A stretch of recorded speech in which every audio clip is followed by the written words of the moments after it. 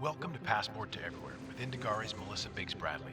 Melissa is the founder and CEO of Indagare, a travel and media company committed to inspiring and empowering people to change their lives and the world through travel, while having a positive impact on the places they visit.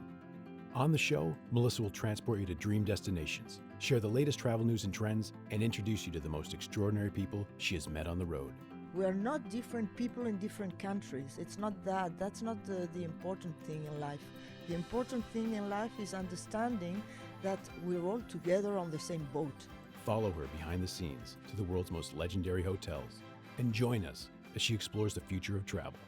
Award-winning travel writer Francisca Matteoli has authored over a dozen books that have been published worldwide and translated into several languages. She's also collaborated with National Geographic, Conde Nast Traveller, Louis Vuitton, and more, making quite a name for herself as an ever-captivating storyteller. Her latest book, Copacabana Palace, Where Rio Starts, was released in December of 2023. And in it, she couples vibrant photography with iconic stories from the Brazilian hotel's 100-year existence to really make the legendary Rio de Janeiro hotel come to life. Francisca was born in Chile to a Scottish mother and a Chilean father. She was raised among Chilean cowboys, and she's collected stories for much of her life. Her passion for exploration was first ignited by her mother's exquisite photography and her father's varied tales of adventures. Her own journey led her from Chile to Brazil and on to Paris, where she's currently based. Through her writing, Francisca beautifully captures the spirit of discovery. She uses her memories and experiences to transport her readers. And today I'm excited to dive deeper into her writing, to discuss the glamour of travel, to probe at the truths of humanity, and more. Plus, on this week's Indagare Insight, I'm going to share some ways you can go back into history by visiting some of my favorite house museums and gardens. All this and more coming up now on Passport to Everywhere. Join Melissa on the journey. You're listening to Passport to Everywhere. Here's your host, Melissa Biggs-Bradley. Francisca, thank you so much for joining me today. I often say that travel is in my DNA or it's in my family history because my parents met while they were both traveling. But I think you have maybe more of a lineage even than I do of being in your destiny going to be a traveler and explorer. Can you share a little bit about your family's history of travel? I love the story of your grandfather living in Paris and the Rue du Louvre. Will you share that story with us? Yes, with pleasure. I am Chilean. My mother is Scottish. And it's true that my family has been traveling. The members of my family have been traveling all their lives. My mother left Scotland when she was very young to marry my father in Chile, and then we lived in Chile. And my family was lucky enough to be able to travel the world, and they used to come to Europe very often. They stayed at the Hôtel du Louvre, for example. They were used to stay in hotels at those times. Some people were lucky enough to be able to stay really and live in hotels. And I always had stories in my family about travelers, fantastic adventures, things that nobody would have done at that time. So, of course, I suppose it was a huge influence in my work, and now I use it in my books. And it's in my, as you say, it's in my blood. Absolutely. And is it true that one of your grandfathers died at the Hôtel du Louvre? Exactly. And the story is very funny in a way, if I may say, because yes, he lived at the Hôtel du Louvre. My grandfather and my grandmother lived also at the Hôtel du Louvre. I should live there because, I mean, it's a destiny. I don't know what I'm doing in a flat.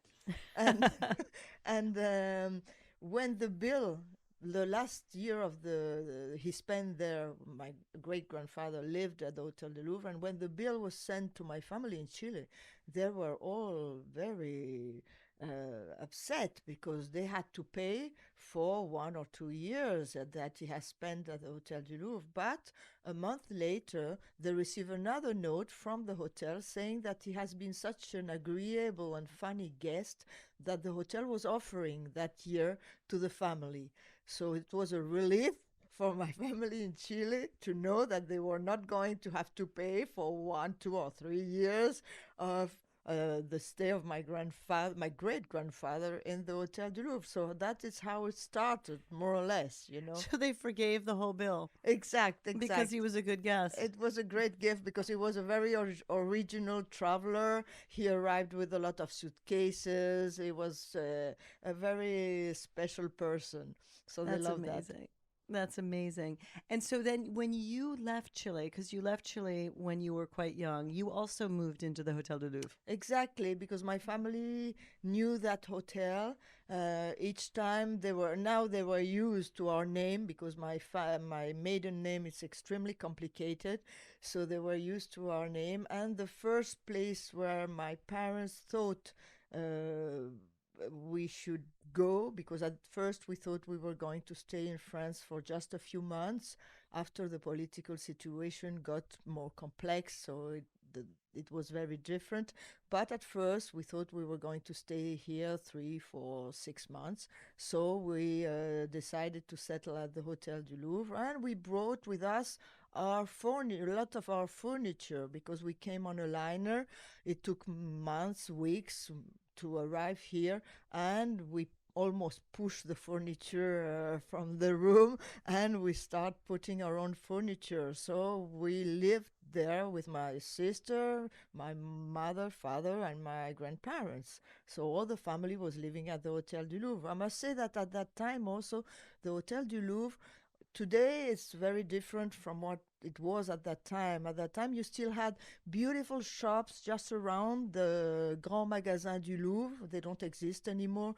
And also the Rue de l'Opéra and the Comédie Française, they're still there, but they were very different. You had a lot of shops. It was a different kind of life. So, and for them and my parents, my father has done part of his studies here in France, so that is why they decided to come here. They loved France, really, and Europe. Wow. So then you went to school here and grew up in France at that point. Yes, absolutely. And the address I gave at school was the Hôtel du Louvre, so nobody has ever seen that. I think I was really like a very strange, I must have seemed very strange to all the pupils in my class. Because when the teachers were asking where I was living, I said at the hotel, and we stayed there several years. So that was quite an experience. So at what point did you know that travel was going to be a career and more than just a passion for you? Well, in fact, when I was 20, like a lot of people of that age, I had no idea what I was going to do with my life. And suddenly a friend of mine said, why don't you start? I loved writing all my life. I was very good at school. I was very bad at everything, but I was very good at writing. I love making up stories because when you are alone in a country, you need an escape. Our situation was complicated, was complex, and I was always making up stories, inventing stories. And when I had to choose a profession, I had no idea what I was going to do. And suddenly a friend said, why don't you write about your travels? Because you've been traveling so much with your family and you have that history and all that. But I've never seen that as a job because for me it was something natural. And then I started proposing articles to magazines. They accept them immediately. And from there on, after that, I decided maybe I could do a book with that.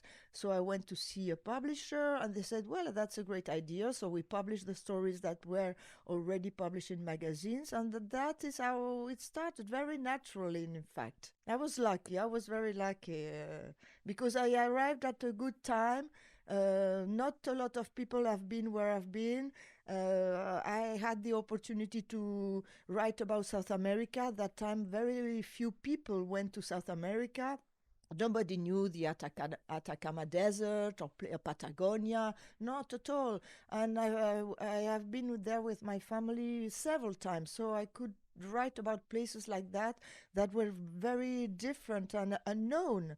No, there were no tourists at that time, so that was the beginning of it.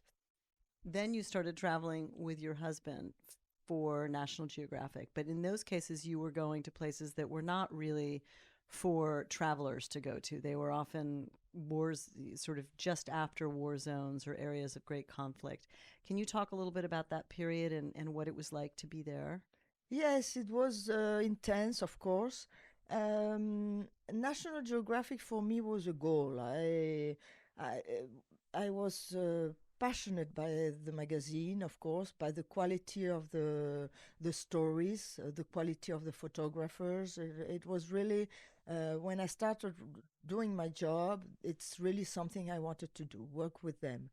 So I remember the first story I wrote. It was about Rwanda. At the time, my husband was working with the French doctors, and he was going to Rwanda just after the genocide. And I said to myself, "This is a story really I want to tell." And I went to see the editor of National Geographic, and I proposed to write a story about Rwanda at that period of time that was very specific. And also, I knew that it was, of course, it wasn't open to tourism, because nowadays when I see Rwanda and the gorillas, safaris and all that, it's totally different. But at the time, of course, it was totally closed, and nobody had the idea of going there. It was, of course, dangerous, rather dangerous at least. And so I said to myself, this is really going to be the experience of a lifetime.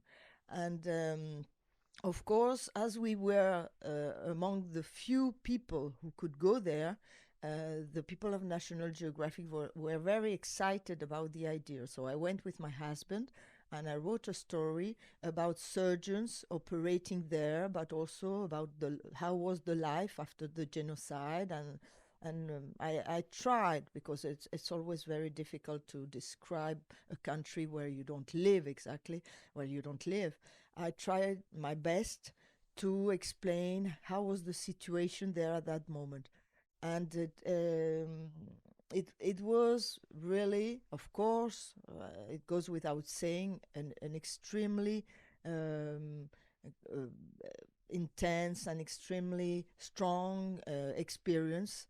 And it helped me a lot after in my everyday work and also in my life. It changed my life really. Well, I suppose that all the people who have lived that kind of experience will feel the same. Can you talk a little bit more about how it changed your life? Yes, of course. First, I understood something I knew already with my parents, because I come from different backgrounds and my parents come from different countries. But there are things that you feel, and there are things that after a while you know. And something I understood very quickly is that, in fact, the humanity is more or less the same everywhere. We have all the same aspirations. We all have the same ambitions. We all want a correct life. We want to live a quiet life. We want to have our children have the best education. We want to eat. We want to drink.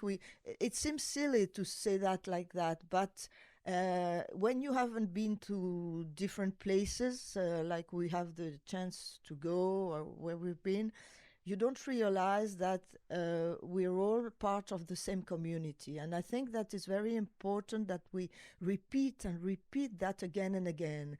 We are not different people in different countries. It's not that. That's not the important thing in life. The important thing in life is understanding that we're all together on the same boat. And even if those people, of course, were living an absolute terrible and dramatic situation, when I was speaking with them, I realized that we were speaking the same language. And that after, when I was traveling in totally different conditions, I remember that, and that gave me the opportunity to connect to everybody very easily because I had lived that already, you see. Yeah, that's amazing. And after that Rwanda story, you continued to go to some places that were in conflict with your husband. Um, are there ways that travel to tougher places like Ethiopia and Rwanda after crises have kind of changed, other than your attitude, which I think I completely agree with you. I think that's one of the joys of travel is that we do realize that despite superficial differences, whether it's language or looks or culture, we are very much the same people. Are there other ways that travel in sort of hardship changed your perspective as a traveler? Because then you've gone on to write a lot about glamorous, extraordinary travel. So you've done both spectrums. Yes, absolutely. In fact, I went to all those countries for more or less 10 years. So it was a very rewarding, but at the same time, an exhausting experience. Um, of course, well, as I said, it gave me the opportunity to be in connection with a lot of people, and that helped me a lot. But after that, I realized also that in your life you have periods of times, you know, where you fit with a certain ambition, some things that you want to do, and then suddenly, I don't know why, maybe because of the experience, or you change your mind, or you evolve, or you grow older, you want to do something else. And in my case, after 10 years with my husband, we decided that we want another kind of life because it was, I don't know if I'm going to say that in the right way, but there is a sort of adrenaline also, you know, going to those places because it's so intense. It's so different from the everyday life that after that it's rather difficult to adapt to a normal life, and that in a way frighten us. And as a couple, we decided to do things differently. My husband, for example, he decided to create his own humanitarian association, but also as my parents were growing older and I was discussing with them about a lot of things, I said to myself, now maybe it's time to celebrate also the joy of traveling, maybe because I've seen the difficulty of traveling and I wanted something a little bit more, how would I say, not so serious, not so difficult. You see, I'm not saying that what I do today is not difficult because it's a job, and when you're a professional, everything is it's hard work. But I wanted something different, and in that sense, it was a transition. In fact, to my books and to other kind of travels. So what was your first book? My first book was about hotels because as I had lived in a hotel, I don't know, someone must have said to me, why don't you write? You know, I always pick ideas when I'm discussing with a friend, and someone said, why don't you write about hotels? Because you've been living in a hotel, so for you it's going to be easy. I didn't realize at the time that it was going to be a job and it's going to not going to be so easy. But that was my first book, and also it's rather funny because at the beginning I was able to write about my family. I have all a page about the story I told you about my great grandfather. My grandfather had the Hôtel du Louvre, so it's a book about hotels, but at the same time it's a book about stories because most of my books are books about stories. That's what I like.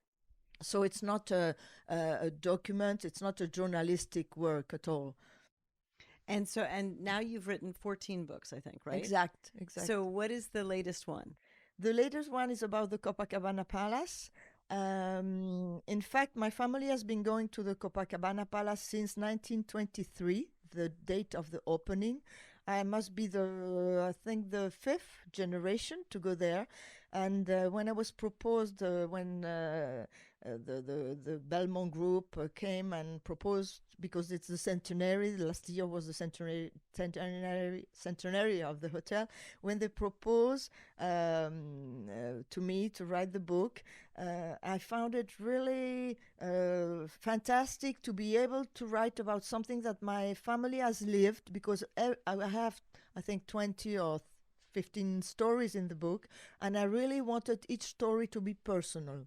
Of course, it's about a place, but it's also about Rio, and my husband and I we lived in Rio, so we know the city very well. I love the Brazilian spirit. I love the Carioca spirit. I think we have a lot of lessons to learn from them. They have a joie de vivre, as we say in France, that is really amazing, a philosophy of life. And it's also about a place, but it's a place that is totally connected to a city. And that is what I wanted to do. I wanted to do a book that is not only about a hotel, but a hotel that has something to do with the city and with the spirit. It's really a spirit. So every story starts with a different point of view I have of the city, of the place, of the hotel. And I have a funny story in that sense, because my grandfather, the one who lived at the Hôtel du Louvre, when one day he was going to the Copacabana Palace from Santiago, from Chile, because we lived in Chile, and he was mistaken for the actor, the American actor Tyrone Power, because they looked very much alike. And when my grandfather arrived, the people there thought that he was Tyrone Power, so he started signing autographs as he was Tyrone Power. He was a very funny man. He always had a lot of stories, and he had a lot of humor. So that was the first time I heard in our family the name Copacabana Palace. So I wrote about that at the beginning of the book. And it was nice to connect the hotel to my family and to a story like that, and show that a hotel like that, has been appealing and to a family for several generations, and that there are still places like that exist, where people go on going, they still go generation after generation. I think it's very important nowadays. Yeah. Yeah, no, that's amazing. And the one before the Copacabana one was Extraordinary Voyages. Exact. So yes. will you explain the idea behind that one as well? Yes, it's a book about 20 or 30, I don't remember, different extraordinary travel stories. Again, most of the travels in that book I experimented myself, and it was a book I did with Louis Vuitton. In the book you have some of their archives that are really beautiful, and at the same time I wrote those stories that don't have immediately directly to do with the archives of Louis Vuitton, but they have had to do with extraordinary voyages and extraordinary experiences, because a travel it's about the experience that you're living. So you have an experience in Alaska, another in Montana, another in France, all over the world. And it's nice because I was able to write about things that I knew very well. And if you had to pick one or two of the most extraordinary voyages or trips in that book to embark on yourself, what would some of those be? Well, I think I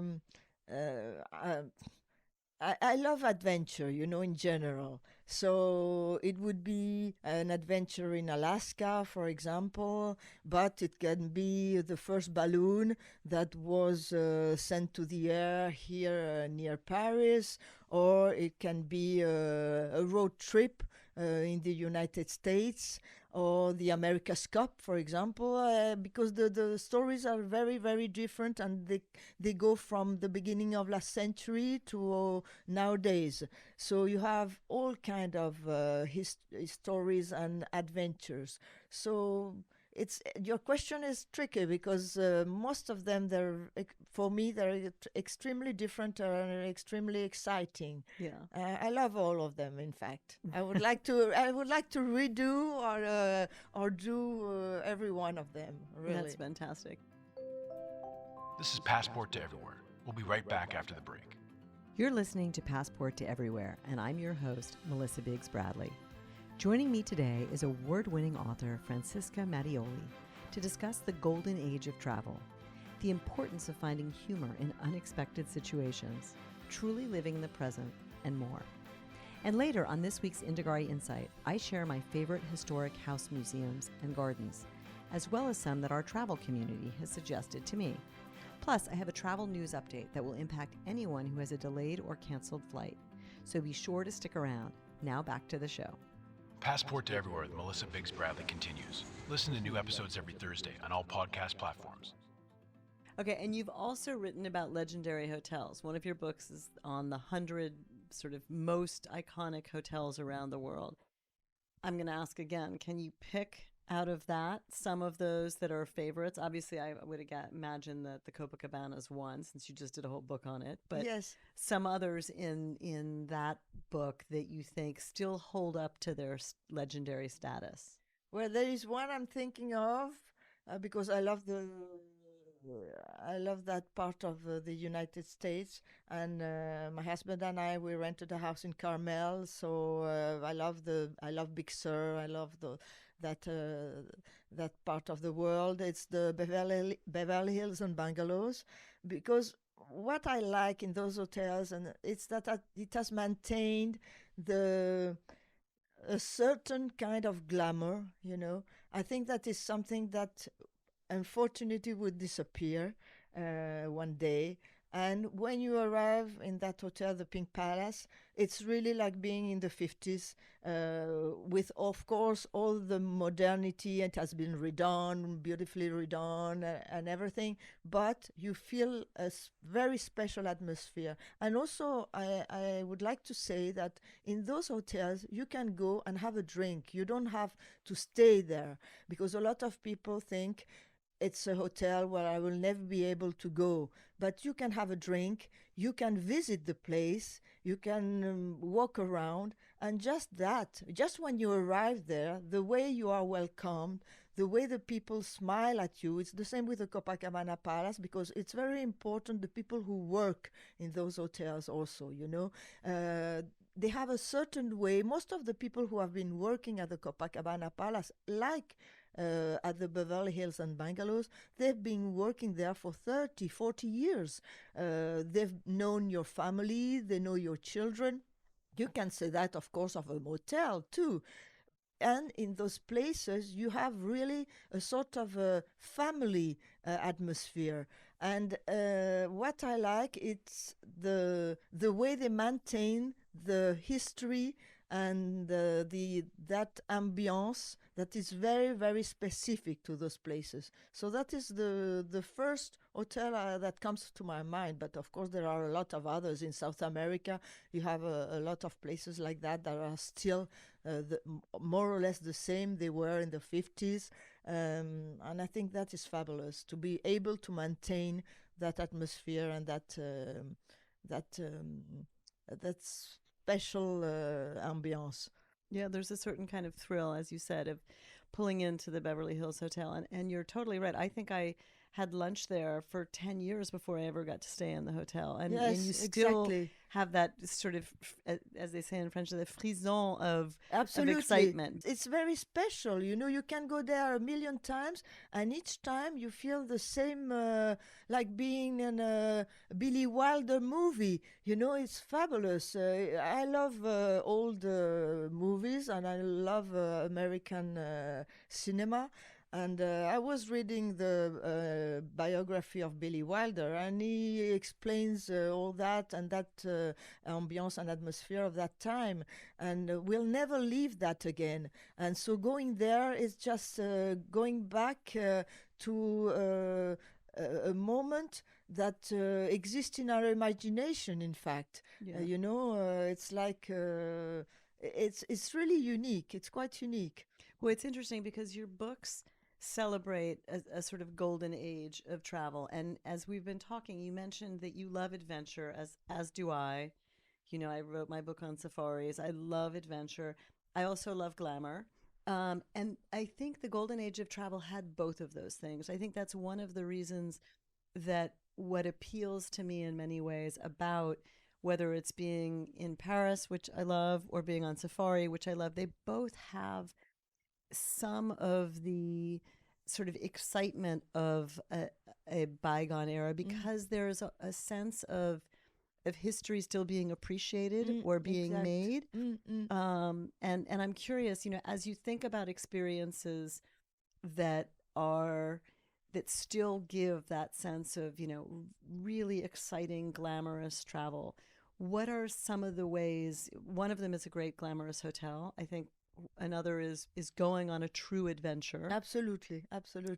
Yes. But are there other examples that you can think of today that capture that same kind of excitement of the golden age? Well, it's very true what you're saying, and one thing that is very true is that there are very different kind of glamour. And of course, you have those wonderful hotels, but it's also a question of slowing down for me. You know, when you are in a place, for example, you were mentioning safaris, or you mentioned the wild spaces. When you are in a country where you have the time, because that is something that for me goes with the golden age of travel. At that time, the people had the time to enjoy their travels. For example, when you were on a plane, you discuss with other people. It was a social experience also. Today, you go on your plane, you hurry, you put your luggage, you sit, you want to sleep. I see people. I've been like you so many times on a plane. I always enjoy it. A lot of people, they put immediately the mask and they start sleeping. That's me. Sorry. Oh, no way. I enjoy every little thing. Everything is new for me. And for example, for me, a wild space and slowing down and taking the time to enjoy the moment, for me, that is glamorous. You see, it's like being it's like being in a movie with Ava Gardner and Grace Kelly, Mogambo. And also, the glamour for me goes with a certain attitude. The people used at that time, when my mother, she's 93 now, and she traveled a lot. And when she explains how she used to travel, she had a certain way of dressing. She dressed for travel. She had her vanity case with her, a little maquillage and all that, her makeup. And it was slow. Everything was slow. You know, you had time. So that also goes together. I think that also is part of a glamorous life. It's enjoying the moment, being in the present. You know, I think that is very important, and I think that people should understand and learn how to be in the present nowadays. You know. I know. I think that's fantastic advice because I think you're totally right. It isn't just where we go, but how we are in the place and how we are appreciating the moment. Now, I do sleep on the plane because I want to get to the next place and enjoy that place. Sorry. No, that's okay. But I think you're entirely right. It's the approach that we bring. You know, we can decide to get up and have a wonderful social breakfast with the people that we're traveling with and enjoy our time and enjoy how lucky we are to get to be in a different place. Or we can try and be at home on our iPads the whole time we're in a place. And then, of course, you miss all of it. Yes. I met a lot of people during my travel, and I have a lot of friends that I met in a cafe or on the plane because I speak with people very easily. As my parents are from different nationalities, you know, at home we were used to speak a million languages at the same time, so it's not a big deal for me. Sometimes the people are afraid, or they don't want to speak with you because they think you're going to start asking personal questions, or I don't know what. But for me, it's just a moment in life. You don't need to see them if you don't want to, but at least the moment is nice, and you never know what can happen. Yeah. And a lot of people I met during my travels, I still see them today. Yeah, no, and I actually think so often I've met some incredible people on my travels, and not even some have become friends because you are at sort of an almost more naked version or true version Exact. of yourself often when you're traveling. But I've also had fascinating conversations on a plane with people that I never see again, but who were willing to share very interesting stories of their life. Yes, So, it's true. And what I like also is that very often the people are aware that it's going to be just for a moment. And that makes it even more exciting, because you know that sometimes you're never going to meet those people again. When you are at the bottom of Alaska or in Australia, I don't know where, in the middle of the bush, there are very little chances that you're going to meet the people again. You know that. And maybe that makes the conversation even more fascinating, because you really want to catch everything you can from the people you meet and really enjoy the moment. So I think that is part of traveling also. It's a communication. A lot of people don't understand that. They just want to take photos and bring pictures or films or whatever. But the moment you share with other people, especially now, we are all on the internet, we're all on our mobiles. The connection is getting more and more virtual. In fact, we are not discussing a real big discussion. Even when you don't agree with someone, it's fantastic. You always learn something, and you learn so much more from someone's experience that you can learn on the internet. You never know what is there, but you know that the person who's speaking to you, they're sincere, because they are themselves. As you say, you are yourself when you're traveling, because you're away from your everyday life, and you don't care, because, as I said, maybe you'll never see those people again. So it's easy. Things yeah. are easy, and I think that's one of the best moments when you're traveling. Well, and it's interesting because, as you said, in tough places, you're reminded that we're part of this, how much we're alike. And in some ways, having these sort of conversations with strangers, these very can be very intimate moments with strangers, is another way to be reminded of the same thing, of It's true. how much as humanity we share and we can learn from each other. Exact, and from all backgrounds, huh? Because for example, one of my best friends in Rio, he comes from a very difficult place near Rio, and others are socialites, and others are people who work in the street. You don't make the difference. The people are fascinating in general. Huh? Most of the people, if you're kind, if you're willing to exchange experience and ideas, or even say hello, hola, tudo bem, a little thing like that, there is a connection there. And that is, for me, that is the interest of life. If not, we would have been stayed in our flat in front of our desk. I do a very lonely job. Writing is a solitary occupation, and also that is part of the fact that I want to meet other people. When I stop a book, I want to speak with you. I want to share my experience. It's very important for me. So I think in life it should be the same, of course. I completely agree. Now, do you have any travel heroes or role models, or you've done lots of research on interesting explorers and adventurers? Are there some that are your favorites? I have some travelers that are not with us anymore, but I would have loved to meet them. For example, I'm thinking of Peter Fleming. He was a writer. He was also the brother of Jan Fleming, the creator of James Bond. But what I really well, I read some of his books. He went to very different parts of the world.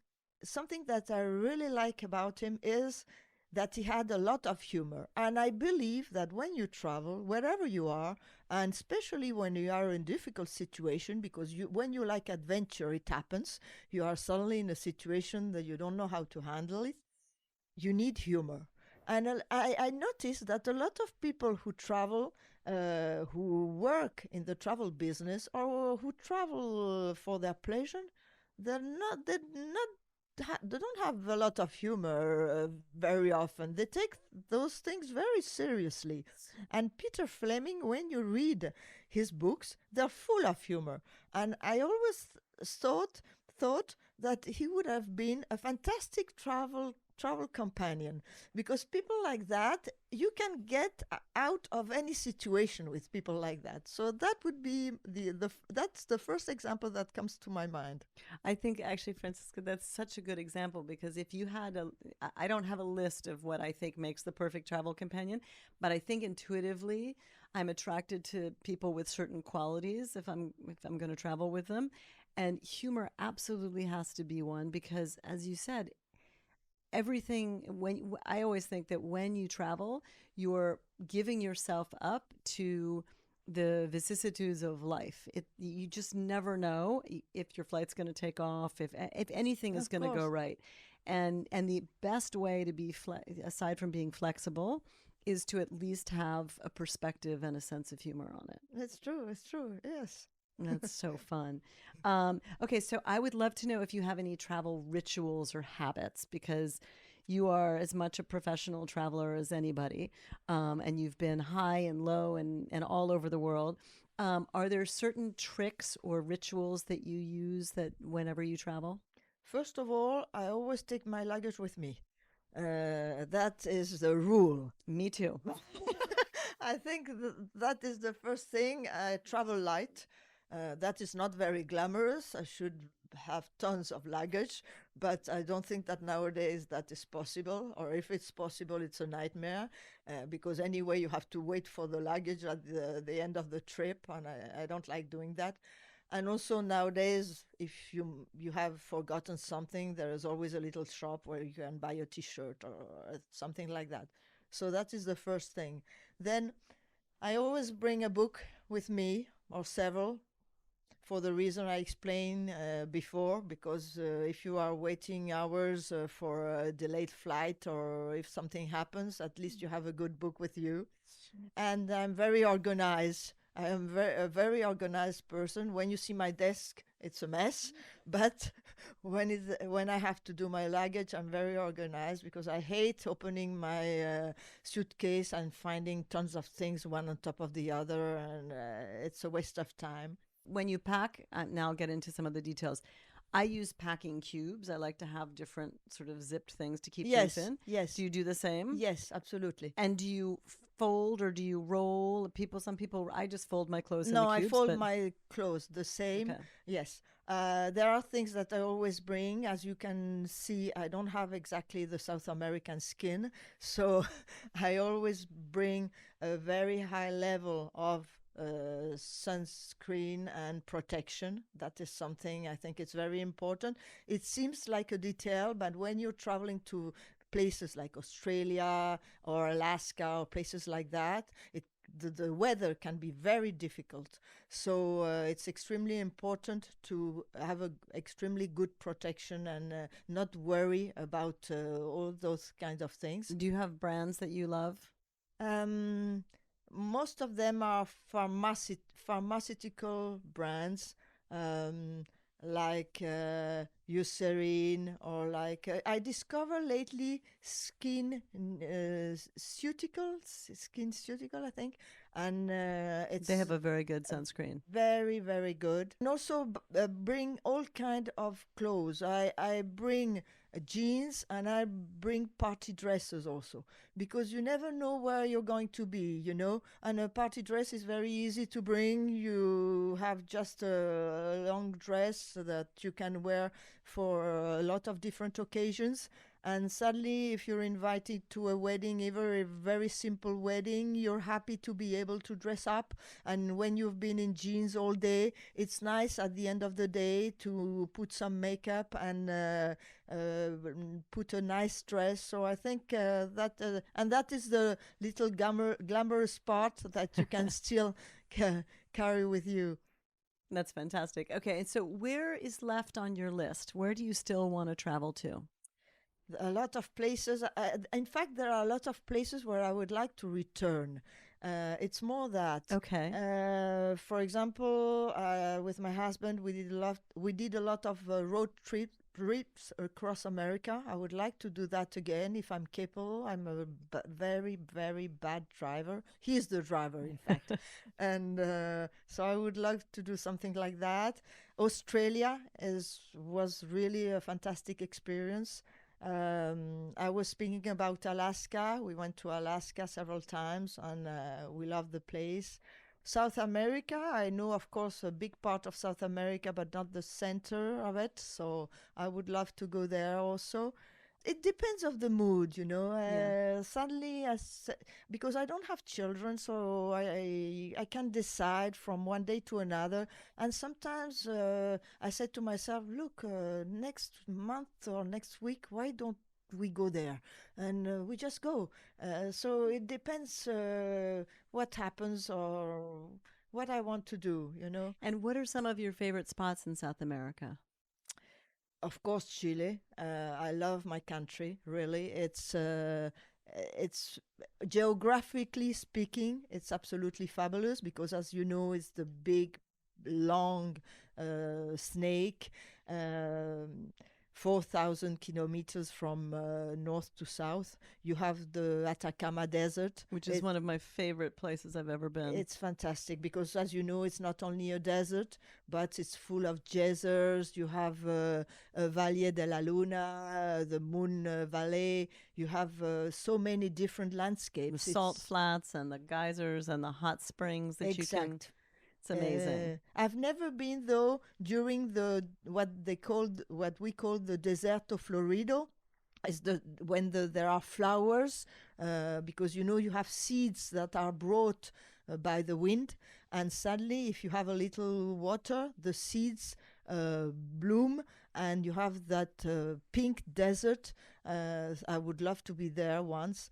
And then the other places in South America, Colombia, for example, or places like that. Maybe Central South America too. So, and parts of Brazil also that I don't know. The north I don't know very well. Those are the parts. Maybe I should do a road trip and go from one place to the other for several months. That would be a good idea. With you. That would be really adventurous. That would be very fun. Unfortunately, I'm not a great driver either, so we may have to bring your husband or mine. My goodness. Both. They'll be beset. I think mine might just meet us at the hotels. He will read the map. That would be amazing. So you did mention earlier about the foundation that you and your husband started, and I'd love to have you tell us a little bit more about how that started and what it is and why it's so important to you. Yes, when my husband was working for the French doctors, he realized that he wanted to discuss more with the surgeons in the countries, and he didn't have the possibilities because very often he came, he operated, and then he went back to France. It was a very short period of time, and he had a lot of work at that moment, so there was not a real connection with the surgeons there and the people there in his job. And after the 10 years we spent doing that, he spent operating, he wanted to transmit and to have surgeons coming here because the surgeons in France are extremely good. And so he decided to create his own humanitarian association. The name is Association Chirurgie Plus, Association Surgery Plus. It means that every month he welcomes a different surgeon from a different country in difficulty, and he organized a program for him in the best surgical services in France, in Paris. So the surgeon, he has connections in different countries, and the surgeon the surgeons send a note by email saying, I would like to learn this, that this operation is difficult, what can I do to make it easier, a lot of people are dying from this and that, I would like to learn how to operate this case and this other case. So it's extremely practical. He organized the program. The surgeon come here, as I said, for a month, and then they go back to their country, knowing exactly what to do in the different cases they want to develop. So it's for surgeons that have already a certain that are professionals, but in their countries, for example, they haven't seen this or that operation, or they don't do it the same way than here, and they are going to spend a month with a surgeon here, sometimes with my husband when he does reconstructive surgery also, and they are going to discuss. So it's an exchange. It's not only the surgeon who is learning to another surgeon. They are discussing, they have reunions, and when the surgeons go back to his country, he can operate, and they still discuss by email and videos and all that about all the surgeries they can do. That's amazing. Yes, I think it's really, as I said, very practical, very effective.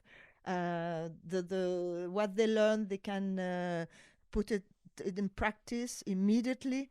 So it's really working very well, and we have been welcoming a surgeon every month for 15 years now. Wow. We do an event at the Hotel Maurice every 2 or 3 years. It depends. They're extremely generous, so we are able to do that there. And we have a lot of friends. It's very friendly.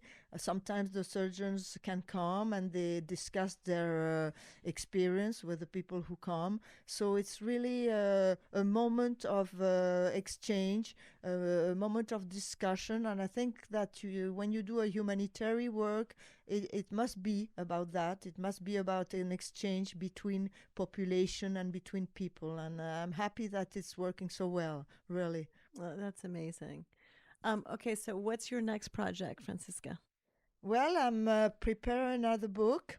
It's not finished yet because it takes, as you know, some time to put everything together. I would like to do something more about maybe my family experiences. Of course, I want to do something that is appealing to everyone. I don't want to talk only about myself. And also, I would like to involve my mother. She's, as I said, 93, 94 this year. And I would like very much to do something with her. Maybe exchanging our experiences and talking about her time when she was traveling and her experiences, and maybe compare to mine. And I think also the bond between generations in the travel field, but also in all kind of fields, it's something that nowadays it's more and more important because, as I said, with internet, with all that, we're not talking, we're not discussing enough with other people. And I would really like to know more about how she lived and have that a sort of a book that is like a family album, but also that will speak to a lot of people because of that connection with another generation. So I would like very much to do that. I'm preparing something like that. It's exciting. Well, thank you so much. It was such a treat to be with you. Thank to you. Thank you very, very much, Melissa. Thanks so much to Francisca for joining me today. I hope her perspective on life inspires you to enjoy the present moment as you make your own travel discoveries. To learn more about Francisca and for a full list of her books, head to franciscamatteoli.com. That's FranciscaMatteoli.com. And stay up to date with Francisca's latest ventures by following her on Instagram at Francisca_Matteoli. Now it's time for this week's Indagare Insight. Here are this week's Indagare Insights. For this week's Indagare Insight, I thought I would share some of my favorite house museums and formerly private gardens. This is inspired by our conversation of the golden age of travel and glamour, but also because in recent weeks I visited some really special places, such as Les Colombières, a garden outside of Menton on the French Riviera. It was the creation of the French artist Ferdinand Bach and is considered one of the greatest examples of a Mediterranean garden. I'll be including it in my upcoming South of France update. And a few weeks ago, when I was in Paris, I finally got around to visiting Victor Hugo's former house on the Place des Vosges, which is actually near where Francisca lives. Not only does that house have gorgeous views of one of the prettiest squares in Paris, but the dining room with its wall of Chinese porcelains and panels is stunning. It reminded me of how so many of my favorite small museums and gardens were passion projects of artists and collectors. Of course, just outside of Paris is Claude Monet's house at Giverny, where you can see the house and his garden of water lilies and the bridges that he captured in many of his paintings. Another house that I love in France is in the south, near Cap Ferrat, and that is the Villa Carolus. This stunningly sited villa on a promontory in Beaulieu-sur-Mer was the labor of love of archaeologist Theodore Reinach. Built between 1902 and 1908, the villa is a faithful recreation of an aristocratic Greek villa on the island of Delos from the 2nd century BC, but with modern amenities. So, for instance, the bathrooms are tiled in Greek style, and the tubs are carved of solid marble, but the water comes up from below grates as it would have in thermal baths. Among the treasures is also the furniture, which was commissioned by the villa's architect.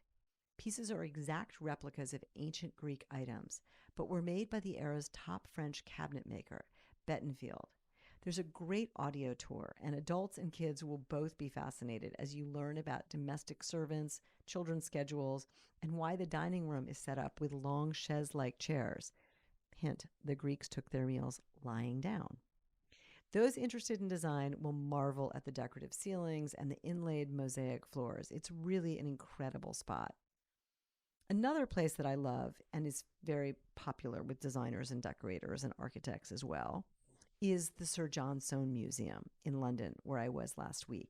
The former private home of British architect Sir John Soane has whimsical multi-level interiors, and it's been left almost exactly as it was when Soane died in 1854.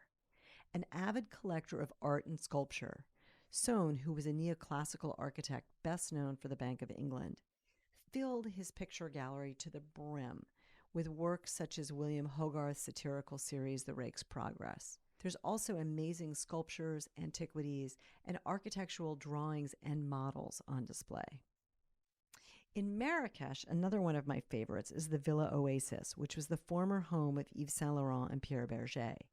It's not a museum, but we can arrange visits, and I love both the house and the garden here, as well as the garden next door, which was created by artist Jacques Majorelle, and which Berger and Yves Saint Laurent preserved. I also love Lotus Land, which is the fabulous Montecito estate that was the personal preserve and paradise of the flamboyant opera star Madame Gana-Walska. On 37 acres, she created her own eccentric Eden, which Connoisseur magazine declared America's most exotic garden. It's really more like a collection of gardens. And then up the coast, of course, there's the amazing Hearst Castle, one of the largest and most extravagant private residences ever built in the U.S. Hearst Castle, as it's now called, was the monumental pleasure palace built by publishing tycoon William Randolph Hearst on his family's massive cattle ranch. He began the project in 1919 when he was 56 years old. And with architect Julia Morgan, they worked on Casa Encantada, as they called it, for 28 years. The vast property, which is still surrounded by the Hearst Cattle Ranch, and when you visit, you can actually buy Hearst steaks at the visitor center, once housed the largest private zoo in the world. And when Walt Disney, Clark Gable, and Bing Crosby all came to visit, they would pass zebra, giraffe, even polar bears on the grounds. The house has 165 rooms, 38 bedrooms, 42 baths, and 14 living rooms. It would take hours to tour the entire residence. So today, visitors choose from 5 different tours of the estate, ranging from a self-guided one of the gardens and grounds, and a 1 hour and 15-minute tour, which includes some of the famous pools, a guest house, and some of the first floor rooms, such as the living room, dining room, and the movie theater. There's also a 4-hour private tour that you can book for a small group. I hope this helps you find a slice of history to visit. I have lots more of these, which I will round up in an article for the Indagare website soon. But I'd also love to hear your favorites. Some of those suggested to me recently via Instagram were Villa Planchet in Caracas, Mario Praz in Rome, and the jeweler Janet Mavick suggested the Ruggles House in Maine, and Giorgio de Chirico's house in Rome, and Leighton House in London. If you have suggestions for me to add, please send me a DM on Instagram at Indagare Founder. Before I end today's episode, I want to share a recent news update from the Department of Transportation that I hope gives you peace of mind for any unexpected, hectic travel days. If you've ever had a flight canceled or delayed and found that it was not easy getting your money back, that is about to change. The DOT is now requiring airlines to send automatic cash refunds to passengers for canceled flights and delayed flights over 3 hours domestically and over 6 hours internationally. It does not matter where the flight was purchased. For example, directly from the airline or from a travel agent or a third-party site. The refund must be issued within 7 days if you choose to not accept alternative transportation or travel credits. This new rule is the largest expansion of passenger rights in the Department of Transportation's history, and an important move in protecting airline passengers. I hope you keep this in mind the next time your travel day does not go as planned, and see it as a silver lining. Thanks so much for joining me in another episode of Passport to Everywhere. Coming up, I'll be speaking with activist Princess Mabel of the Netherlands about her foundation, Vow for Girls, which is dedicated to protecting girls' rights and ending international child marriage.